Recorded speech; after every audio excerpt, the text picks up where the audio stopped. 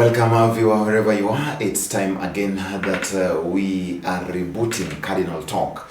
This rebooting business today is meant to give us all that is needed in terms of getting in-depth understanding and analysis of happenings, politics in this country like it's going on right now.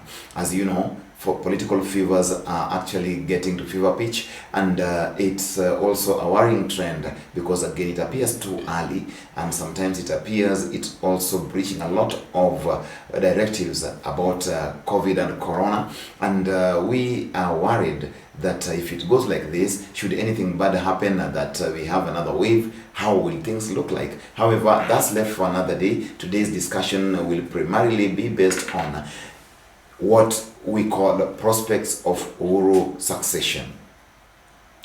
Uhuru Kenyatta will be leaving office in slightly less than a year from now. And in this regard, politicians have gone out to try to woo voters on their side. All this reason is to want to have the presidency on their side. All the bigwigs, all the political aspirants who are out there eyeing the presidency are busy crisscrossing the country in a way that you would imagine elections are coming next month. However, it's next year. With me to discuss this prospect of Uhuru succession is a panel of gentlemen here who are seasoned politicians, and they know much about this. I'll give them this opportunity just to say their name, and then we get to know them better before we splash on with this debate. Thank you, sir. I'll begin with you on my right. Welcome to the show. Thank you, Nick, and thanks for having me. My name is Gitonga Wapanga. I'm an ODM member, a politician, also a member of the Starehe branch of the ODM party. I'm a businessman. And anyway, I'm not new here, and thanks for giving me this opportunity to come and engage your viewers and on matters politics. Well, you are not new, as you say, and welcome back. Thank you. Welcome home.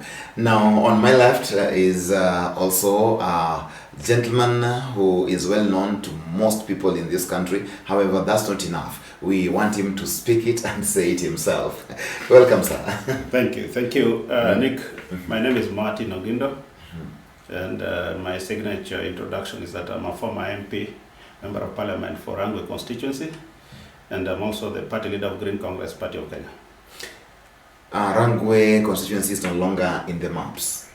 It is there, yeah, but it was split, so one half remained Rangwe, and the new half became Homa Bay Town constituency, where I live. Where you live? Yes. You live in Homa Bay Town constituency. Right. Okay, thank you very much. And it's now time, gentlemen, to get to see how politics is rolling out in this country. Uhuru Kenyatta succession prospects. It's like every single day it gets a notch higher. Of all the people who are squaring out to succeed Uhuru Kenyatta, everybody is angling and trying to woo voters with sometimes very, very fancy talks. We've had 6,000 shillings tokens. We've had bottom-up approaches. We've had, I don't know, every other thing that has come out. However, what should Kenyans look out for in Uhuru succession? And again, in all these aspirants, I begin with you.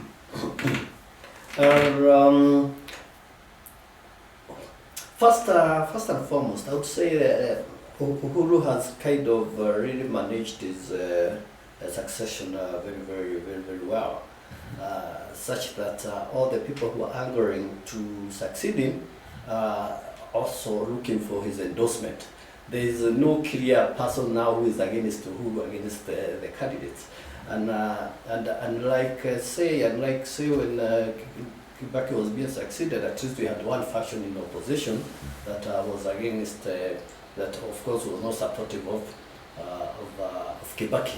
But around this time now, everybody seems to like Uhuru. Uhuru seems not to have anybody opposing him, and he might end up actually being the new professor of politics, other than than Moi, because how he has managed to bring all the opposition players to support his agenda is definitely it's remarkable. It's remarkable. Yeah, it's remarkable. As to what Kenyans are looking for, I would say one thing is we don't have a common agenda of. We also look for very different things. And at one time, I was thinking to myself, probably even the voting age limit should be lowered, maybe to 7 years, to 7 years, because the way people vote, it does not reflect maturity at all. You know, you think that the people vote, they don't really use their, you know, their senses properly. They vote like you hear them arguing like children. So I don't know. I wouldn't say that there is anything that Kenyans are looking for, because one thing is that people, if Kenyans were looking for something, they would be looking for governance that is especially is going to fight corruption. But you hear from sections of our society, others saying, some saying, yeah, okay, he could be a thief, but he's a better thief because he gives us something back. So when people start reasoning like that, now you give up. A better thief. He's a better thief. You give up. You give up. So essentially what you're saying is that Kenyans perhaps have not gotten a rallying call, and they don't know exactly what they want in the leadership that is coming subsequently. Yeah, pretty much so. Pretty much so. Pretty much so. Well, a very harsh indictment to us, the voters and viewers. Kitonga feels that you as a voter should come up with what is supposed to be your standard measurement, or what standard requirement from these people that are eyeing the presidency. Mr. Ogindo of Green Congress Party of Kenya. Now, you are the party leader.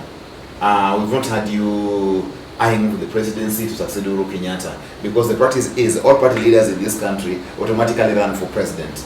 Maybe your delegates have not endorsed you, or you're planning to do something, we don't know. However, let's now get down to the prospects. What exactly should Kenyans look for in the next dispensation? And for all good purpose, are we getting anybody who is giving out options that are favorable according to you from what Kenyans should have? Thank you, Nick. I want to respond to your question, but let me have a bite on what Mheshimiwa Gitonga just said. I mean, your question in another way.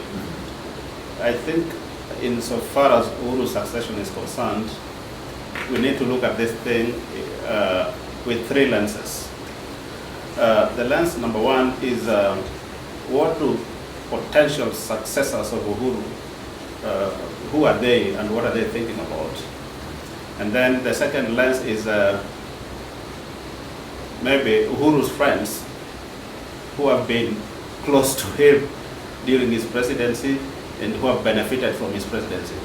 But the third and more fundamental lens is the lens of Kenyans who have seen the presidency of Uhuru and who have a scorecard for him and who are gearing for the next dispensation. So if you ask me, I think people are jostling for Uhuru's position as usual. Presidency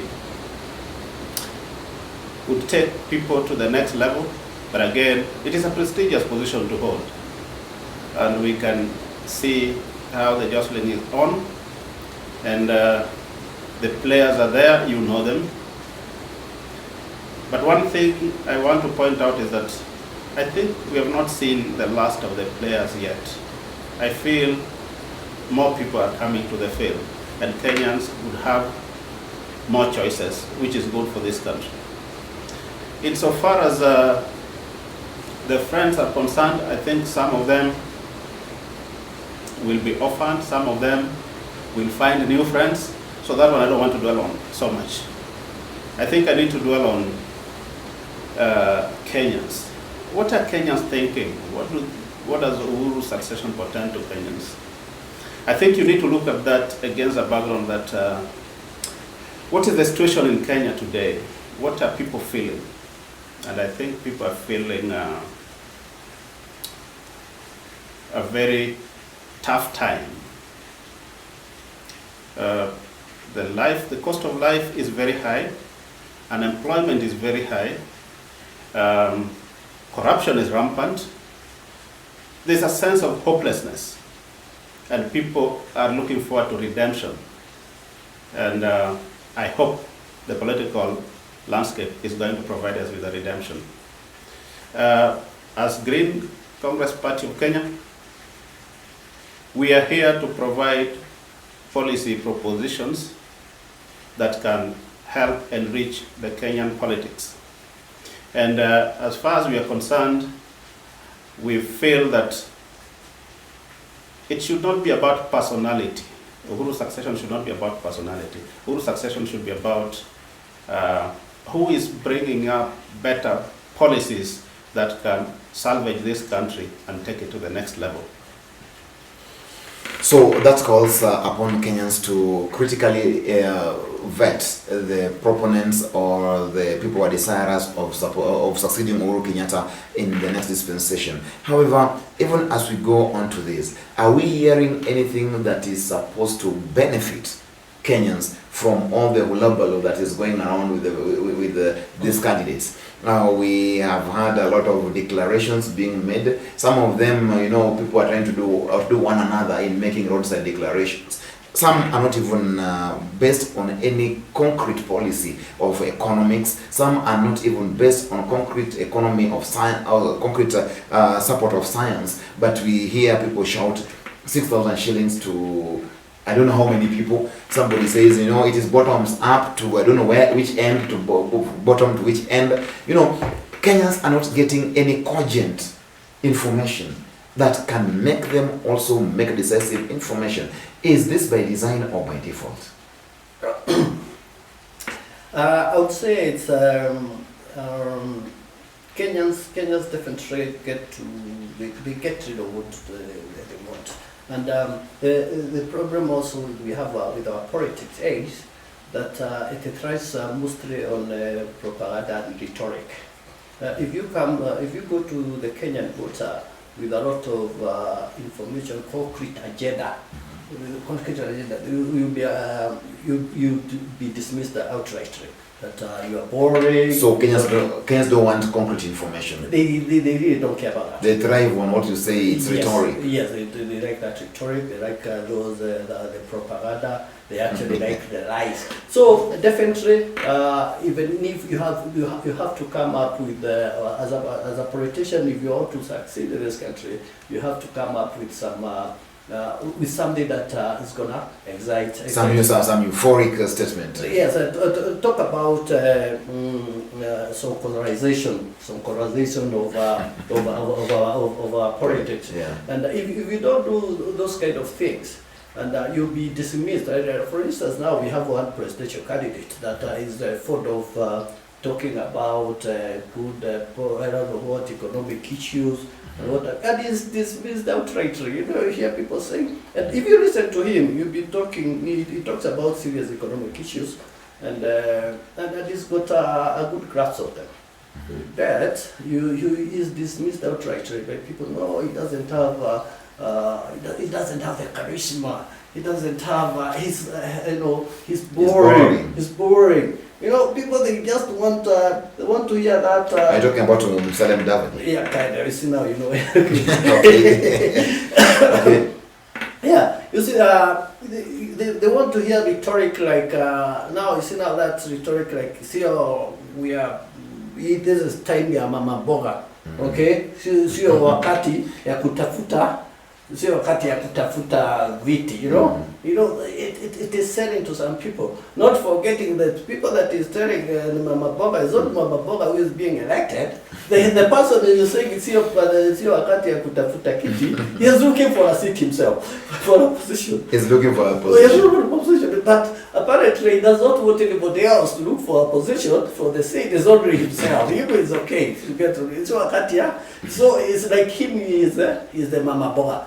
Right, wakati ya mama boga, and but the rest is that kind of rhetoric is it sells. It sells. That is what actually brings people. That's what brings crowds to your meetings. To your meeting. You come there with a good rate out plan of how you're gonna revive the economy. Yes, okay, just don't have that time. You give figures.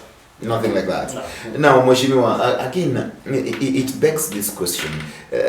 Our literacy levels as voters, what then should be done? Because when we go with rhetoric and all these euphoric declarations that Mr. Gitonga Wadhanga is speaking of here, what we end up with is another round of 5 years of hue and cry for bad leadership, poor governance, and it's again a vicious circle of condemnation of our own selves. Then voter literacy to this end, what should be done? Something must be done. Something should have been done a long time ago. But let me have a bite at what Gitonga's just said. I hold another view that voters are not just interested in being excited. Voters are very discerning, and voters are hungry for solutions. But then voters have been treated to theatrics. So mostly they turn out to see what theatrics are there. But they don't make decisions there at the rallies. They make decisions in their beds when they're sleeping, having reviewed what they heard and what they saw. So they are still hungry and waiting for somebody who will give them concrete policy propositions that will deal with the core issues that is at the heart of their problems. Number one, we look at our education, and our education seems to be struggling. You see the fiasco of CBC. CBC today is every parent's nightmare, every teacher's nightmare, every student's nightmare. That requires fixing. We look forward to presidential candidates to pronounce themselves to this. Secondly, upon people graduating from their schools, you can see our universities are losing their luster. Today, when a student comes out of training institution, universities, you don't feel that they are fully manufactured, that they are products that are ready for the market. I think that requires intervention, policy intervention. Look at our healthcare system. That requires you fall sick, you don't know where your nearest hospital is, and you go there, either there's no medicine or there's no doctor or both. That means we are hungry for solutions in that area. Look at unemployment. That requires serious creativity to be able to deal with the unemployment that is crippling the country today. We unleash about 1 million graduates every year from tertiary to university. And there is nowhere to go. And the economy is stagnant. And today, with a huge borrowing, all our money goes into the repayment of loan. We have no investment anywhere that can generate employment opportunities. I think those are issues that Kenyans are waiting to hear who can deal with them. Well, those are key issues that must be done. We are looking for a candidate who will revolutionize what our economy is supposed to really be. You know, if you look at the Asian tigers, look at China, Malaysia, Indonesia, and the rest, they did this. It was a deliberate move that these people took to make sure that now they moved from just third world to where today they are as first-class economies. It's possible, it's doable. South Korea and the rest, we can pick a leaf from this end. Our education, as he says, churns out half-baked graduates who get out here and then get frustrated because there are no places to even get that job for a half-baked graduate. And these are matters that must be spoken. And our politicians are rubbing all this under the feet, and they don't care.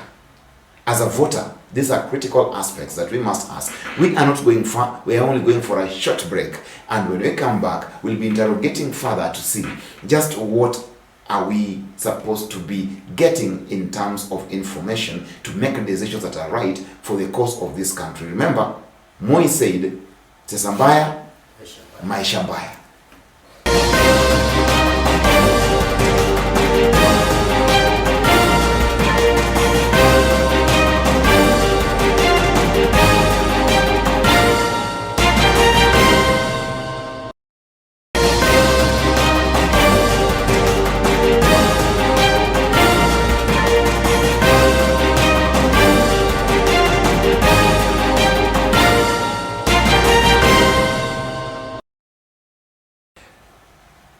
Welcome again, viewer. If you're joining right now, we are on this debate, the Cardinal Talk Show, where we talk about matters that perhaps are never spoken elsewhere, because we get deep into matters that affect Kenyans, and we now plow back to see just what it is that we are missing out as a people that will help us make decisions. Before we went out for this kind of break, it was time for Mheshimiwa Martin Ogindo, who was giving some brief on just some policy framework that he feels should be made or molded in a way that can get Kenyans to feel that what they do in terms of decision making is right for them.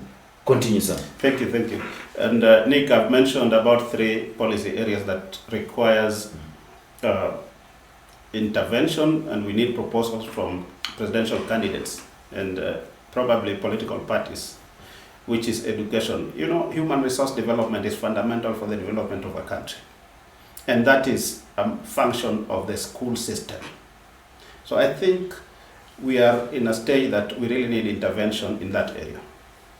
And of course, I've mentioned healthcare. I don't want to repeat that. And I've also mentioned unemployment. The fourth thing I want to mention is the current challenge facing humanity today is climate change.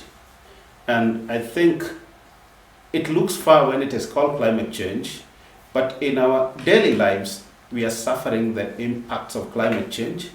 And I think presidential candidates need to pronounce themselves to this thing. We are suffering floods. We are suffering droughts, we are suffering food insecurity, we are suffering diseases, we are suffering pollution, courtesy of policy inadequacies. And I think these are areas that requires policy pronouncements by our presidential candidates. And Kenyans are waiting for these things, for them to make decisions. Now, last on the question you asked about civic education so that Kenyans can be better equipped. I hold the view that Kenyans need serious civic education because, you know, information empowers, knowledge empowers, and lack of knowledge enslaves. But Kenyans are knowledgeable enough, and that is why they are able to assess a presidential candidate and know whether this one has content, policies that can change their lives or not. You know, the moment Kenyans assess you and they realize that you have content, they will listen. The moment they assess you and they realize that you don't have content, then they can go for what you have. If it is rhetorics, they will listen to your rhetorics. If it is handouts, they will listen to your handouts. Because once they have turned out to come and listen to you, they must take something from that engagement. So I think what is that something? What is that something? Is it the handout you're talking about? I'm telling you, people go to meetings for different reasons. Some go to see, some go for entertainment, some go for rhetorics, some go. But majorly, the initial reason why they go to meet politicians is to hear the policy proposals that are coming from them. But lastly, the responsibility of educating Kenyans on the civic awareness lies with IEBC. And IEBC must be facilitated by the government of Kenya, development partners, to roll out civic education so that people can engage. Our constitution talks about public participation on matters governance. You can only engage there productively if you are educated. So I think I want to call about the IBC to take up their responsibility and ensure that civic education is rolled out. Well, you see, you guys seem to be reading from different scripts. While he says it's sometimes so boring and flat out, dead on arrival when you talk about cogent matters, specific things you want to do, policy issues, and the people want rhetoric and declarations that you said. He says that what these people lack is just education. I don't know why I'm finding two sides conflicting on this. All of you are in agreement that yes, something is being said, but he says they lack the capacity to understand what is being said. You say they don't even lack the capacity, they just want to hear what is being said. So what's the take to this? Because at least there must be a point and a time when Kenyans will make decisions that can help us grow as a people. Definitely, I agree with Mheshimiwa about our candidates at least bringing out their policies and addressing the various issues that are really facing this country. And of course, there are many. And now the challenge is how to bring out that that message. That message is what is actually now what differs. And especially now, if you listen to most of our contenders, you can see the difference.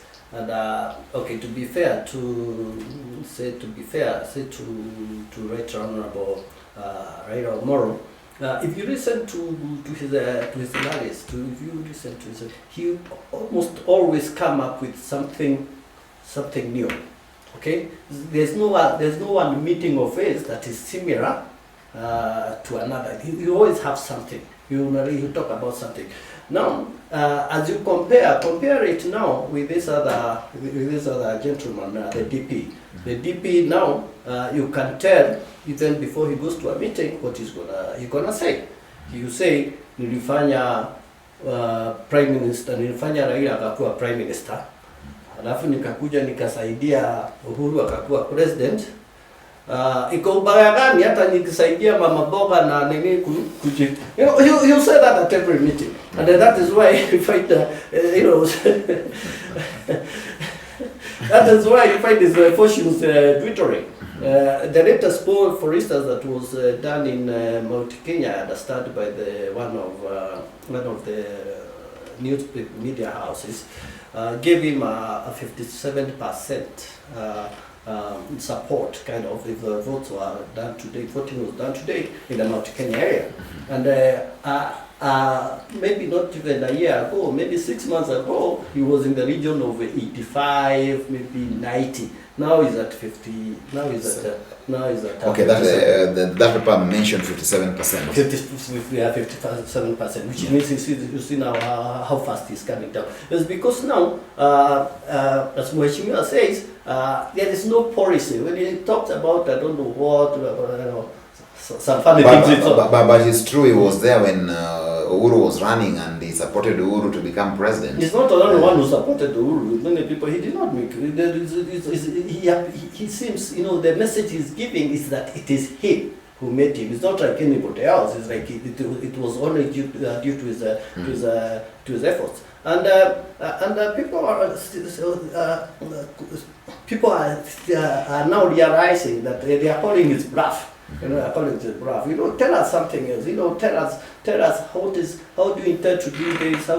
But according to policy, one reason why now some of these issues now cannot be addressed even by the presidential candidates. So, for instance, now like what Mheshimiwa was saying about the education system now, the CBC, that is quite a mess. We cannot expect now somebody like Raila now to start now questioning a project that is being implemented by Uhuru and his government. Yeah, because he doesn't really want to appear like he's fighting Uhuru. Hopefully they are addressing those issues in private. Well, I know you're a Raila supporter, and perhaps you'd want to make it feel like he's so busy working on that with Uhuru Kenyatta. When perhaps maybe there's even nothing that is happening, and it could be true. It's politics again. But I think again, isn't that eating into Raila's serious fanatical following because of normally standing for the rights of the people, and when things are bad, he's been known to be pointing at bad things and saying, yes, guys, this is wrong. This time around is kept mum. Mheshimiwa, you also look at this thing. Do you think what Gitonga is saying, for instance, that they could be working somewhere in silence, that Raila could be correcting Uhuru in silence? You know, Nick, like to start where we started from, that the Uhuru succession is in top gear. You know, the succession is about how the government has been managed, a stock take of that, and then what do we expect in the next dispensation? And what we expect in the next dispensation form the basis of elections in the next general election, in terms of, can we get better ways of doing things? And you need to get better ways of doing things that are affecting the people of Kenya. And if you don't tell us how you are going to fix those things that are affecting Kenyans, then you're not giving us a reason to vote for you. And that's what the presidential candidates should tell us. But I must add that in the Uhuru succession, we are succeeding Uhuru's regime, Uhuru's government in its entirety, because we are having election for the next executive, and we are having election for the next legislature at the national level and at the county level. And all these teams form the next government. So, of course, because we are in a multi-party democracy, members of parliament and members of county assembly who are members of a given political party would want to rely on the party's manifesto to be able to explain to the electorate what their government is going to do after Uhuru exits. And this is what we are waiting for, so that a clear, coherent policy propositions can come out of the presidential candidates in a manner that explains how more than what. What makes the difference between candidate A and candidate B is how. If you listen, today all the presidential candidates are converging that they need to tackle the economy. The only point of departure that will make Kenyans decide which presidential candidate we go with is how is he going to solve that problem, and is the how realistic and sustainable? That is the big question. And I think that's where presidential candidates need to focus on. And it should not be by way of wayside declaration. This thing should be documented in a manner that we can hold them accountable on when the time comes. But again, I also want to encourage that this issue of political rallies is not where the answer lies. I think the answer lies in structured engagement with various stakeholders of this country. For you to engage youth, you need to stratify youth, because youths are different. There are youths who have gone to school up to class 8. There are some who have gone up to Form 4. There are some who have gone to university. Structure them and deal with their separate issues. Structure the stakeholders in healthcare and deal with those issues separately. Education and so on and so forth. I think that way we will make Kenya a better place, other than the usual election and election and election and no better policies we put in place. Well, not bad. I think it's also important to delve a little bit on voter apathy, voter registration apathy, which is right now getting to crescendo. Nobody seems to be interested. about going to register as a voter. Nothing has happened. Even IBC itself did not do enough civic education, did not do enough information giving to the public prior to this exercise. Now, what does it tell?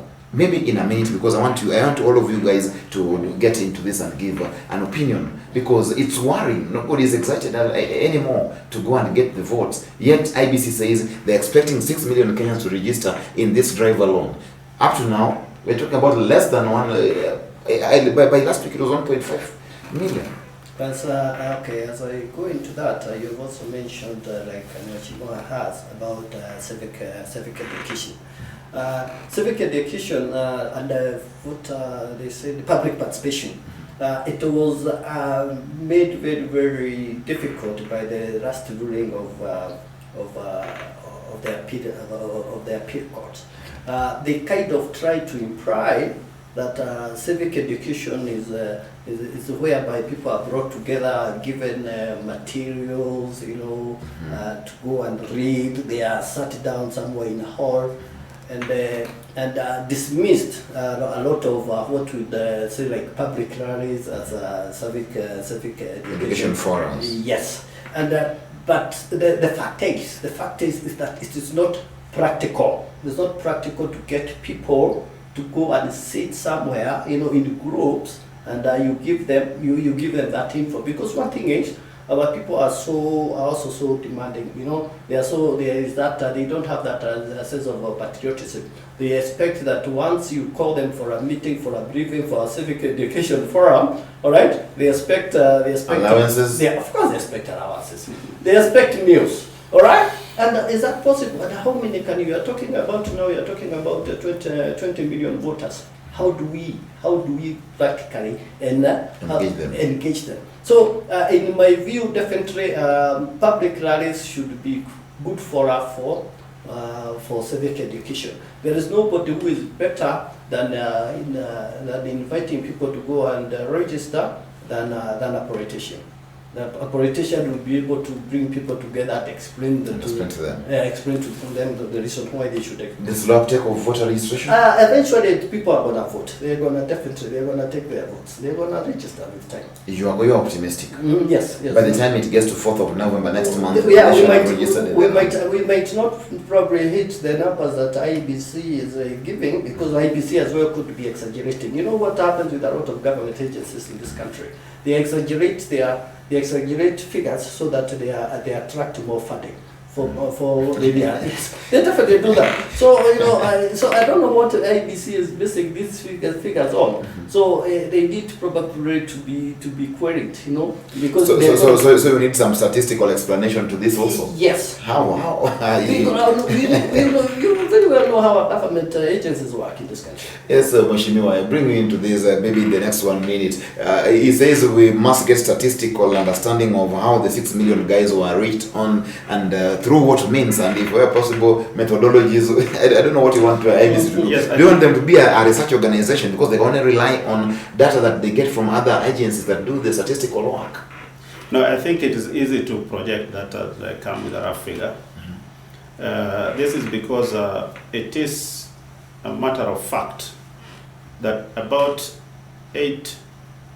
1 million Kenyans graduate from Standard 8 every year.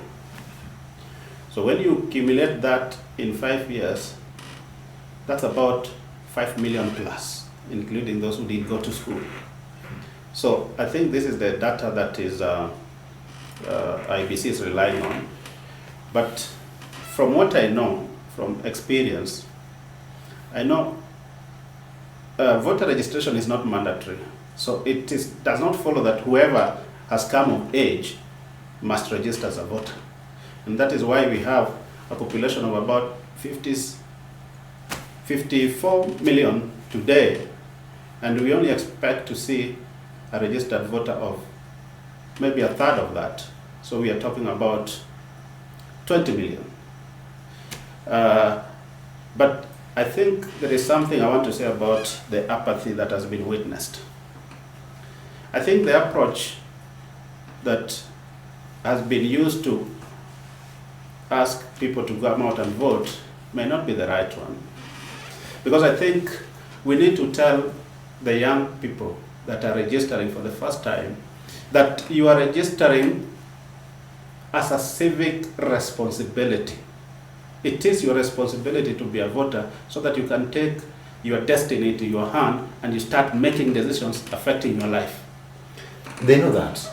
They know that even from their social. I know the social. This day they don't say in the CBC, but people did this in their civic education during that time. That responsibility is lost when people are being called upon to take votes for a particular candidate. You know, that makes it short term. But if you say that take control of your destiny, have your voter so that you become a decision maker. Remember, the Constitution says that the sovereign power is with the people. It is this vote that makes you a sovereign power wielder. So if we can do that, we can attract more. But I expect that this thing is going to accelerate as the days go by. Of course, I don't expect 6 million. Maybe we will be lucky to reach 4 million. We'll be lucky. Well, your parting shot, Mr. Gitonga Wadhanga, in less than a minute because we are time bad. We are gearing up for news now. Well, I would say that times ahead are very interesting. We have where I'm at. I think I'm a bit excited to see how Baba is doing politically. Is he scaling that mountain? Yes, in our region, Mount Kenya region, actually the tune has literally changed. You know, basically it has changed a lot. You know, before you'd had to get a Baba supporter, but now they're all over. They're all over, and people are really going out, you know, out of their way. People who are fighting him before, now they are going out of their way now, campaigning for him, you know, out of their own way. And I think it's very exciting, and I think eventually the handshake probably will bring the unity. The unity that is supposed to be the Kenyan thing. Yeah, I think it might prove Baba right at the end of the day. As much as most of us were against the handshake, probably it might do this country well in the final analysis. Thank you very much. In less than let me give you 20 seconds. Your parting shot for this. My parting shot is that I think I wish that this country continues in the mode that it is in, where we can see democracy is being appreciated. Everybody is welcome in every corner of this country. There is peace. I think that is paramount. I think it is important that the Constitution calls us to be a united nation while recognizing our diversity. It is important that as we approach the next general election, each and every community here takes stock of what they want and expect from the next government and package themselves properly so that they don't miss out. I know the Mount Kenya are ahead of the pack. They always say, one man, one shilling. But I think we need to look at Kenya as a country that belongs to us all and share resources equitably.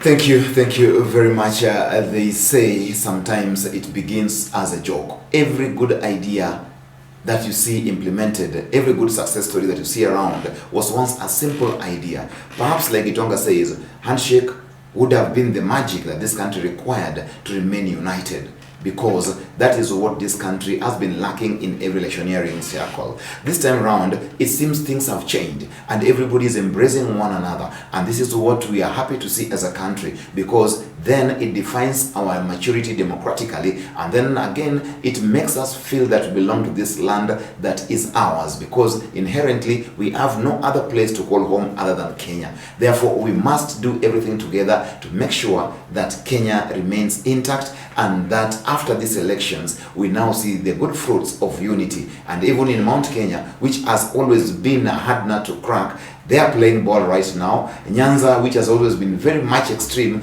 is now softening, and this is just the beginning of what we call tectonic plates movement that perhaps are not in the same direction but still form the stratosphere of this world and also the world together. That's what we want to see as unity for this country. Thank you, gentlemen, for having gotten time to be here. I know next time again when we call you, please do show up. To you, the viewer, it's been wonderful having you around. Till we meet again next Sunday, it's been the Cardinal Talk Show.